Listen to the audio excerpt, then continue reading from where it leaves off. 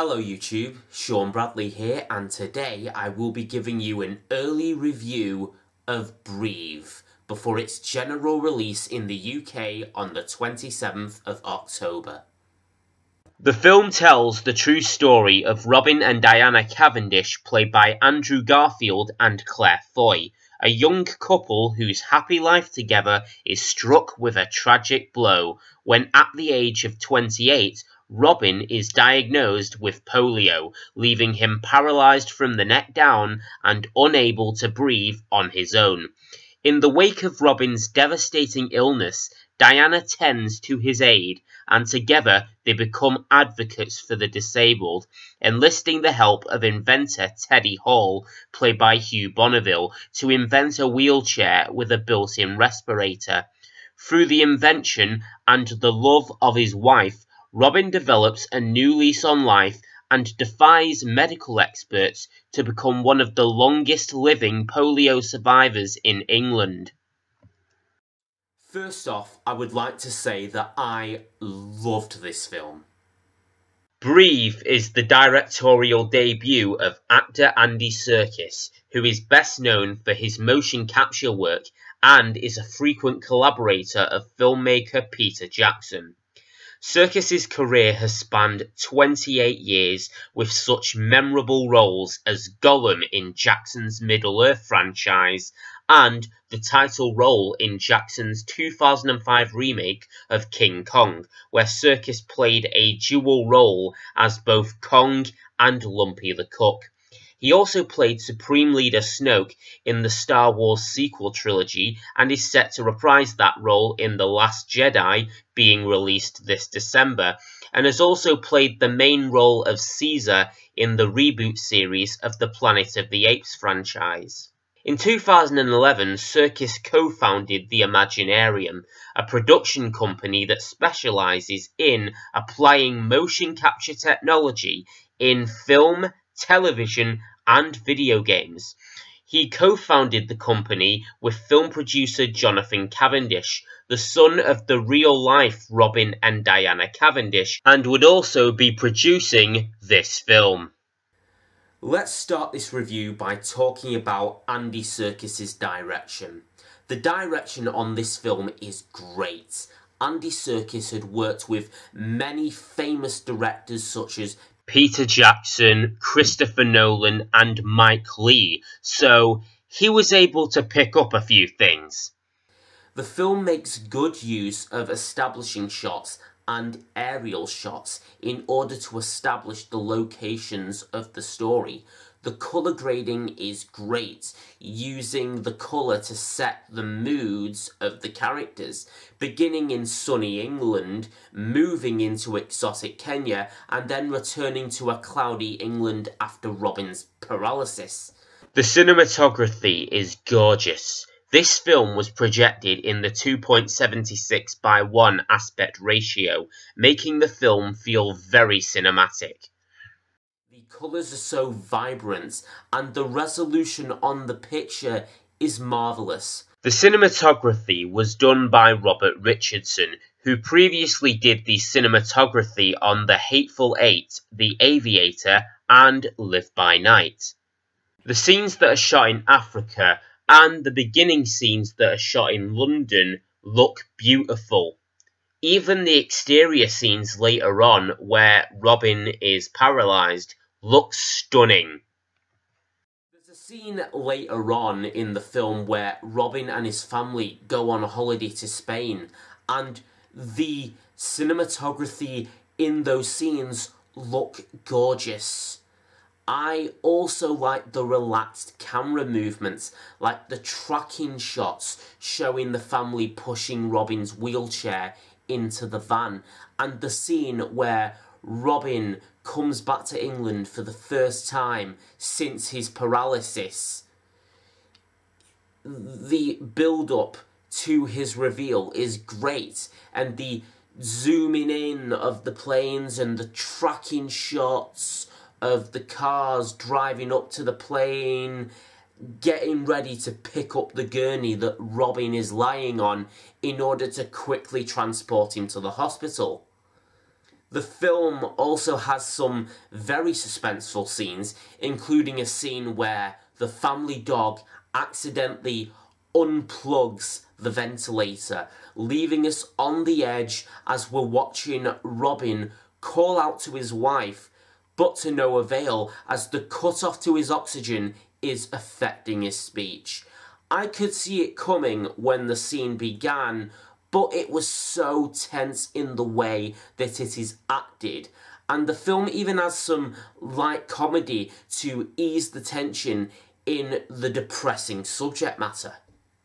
Towards the climax of the film, there are some scenes that are very bloody, and I'm not going to spoil what happens at the end for those of you who haven't seen it or are planning to see it or are unaware of the true story. Now on to the performances. Both of the performances from Andrew Garfield and Claire Foy are brilliant. Garfield is now rising into becoming a great actor. I have seen many of his past performances. I loved him in The Social Network and in Marc Webb's Spider-Man reboot series. I also liked his performances in Silence, Hacksaw Ridge, and even in both parts of the National Theatre's satellite screenings of Angels in America. Robin starts out as a person who loves life. He has full mobility of his body, and when he meets Diana and they both fall in love, he is even happier. But when he contracts polio and loses his mobility, he falls into a depression, refusing to see his wife or even look at his infant son. He feels vulnerable and feels like he has nothing to live for. But when he gets out of the hospital and he is rallied around with his family and his friends, he comes out of his shell and begins to embrace his disability. Claire Foy is also brilliant as Robin's wife Diana, who is left to care for Robin after his paralysis. I have not seen much of Claire Foy's other work. I've not even seen the Netflix original series The Crown, which she had won a Golden Globe for.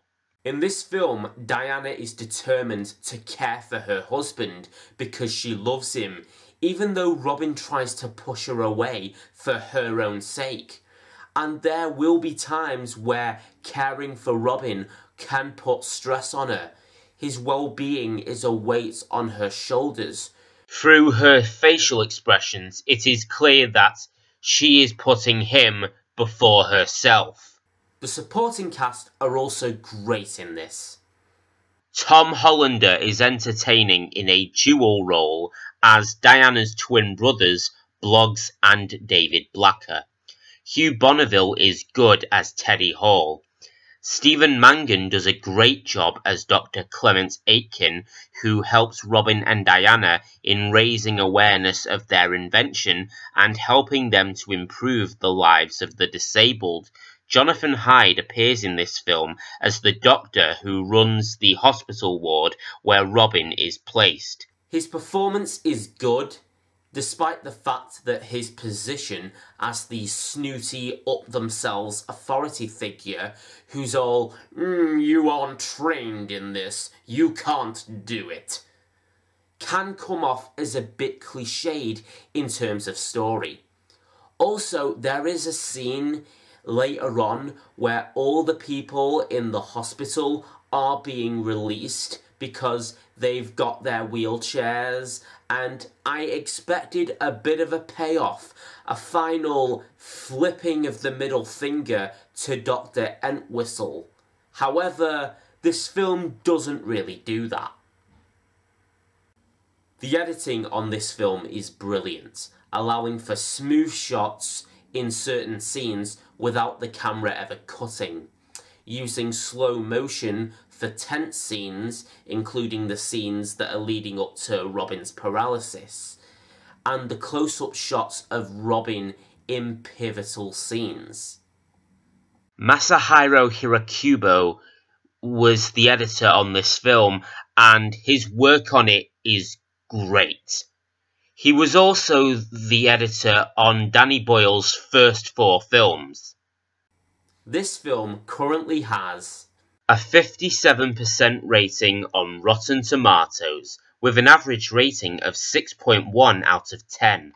It was nominated for the Archie Award at the Philadelphia Film Festival for Best First Feature and looks to be a possible contender during the upcoming awards season.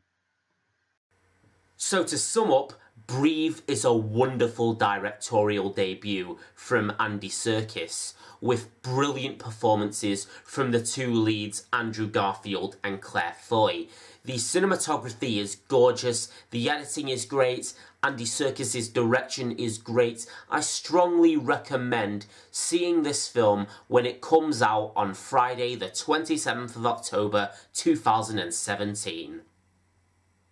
The reason why I was able to see this film early is because I am a member of the Savoy, my local picture house in Heaton Moor. The cinema was opened in 1923, but was closed in November of 2014 due to a technical fault. Which I assumed, when I was a regular there, and I still am, was due to the fact that some films were hard for them to obtain, because the projection systems that are currently in multiplexes and art house cinemas were installing digital projectors, in which films nowadays were now being shot for that format, while the Savoy at that point was still running on 35mm film. In October of 2015, the Savoy had reopened with new owners and has been fully refurbished. It has a 4K projector and uses its one screen to show a wide range of content, from small art house films to big budget films, and even satellite screenings of stage performances. This month, they are celebrating their 2nd birthday, and with thanks to STX Entertainment, were able to screen the film in a members-only preview screening, with 100% of the profits going to the British Polio Fellowship.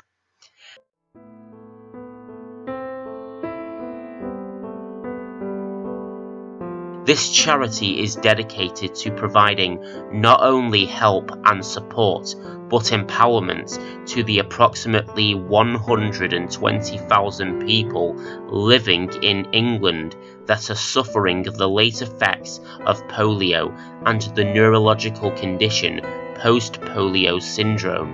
It provides information, welfare, and support to those living with PPS, to allow them all to live fully independent and integrated lives.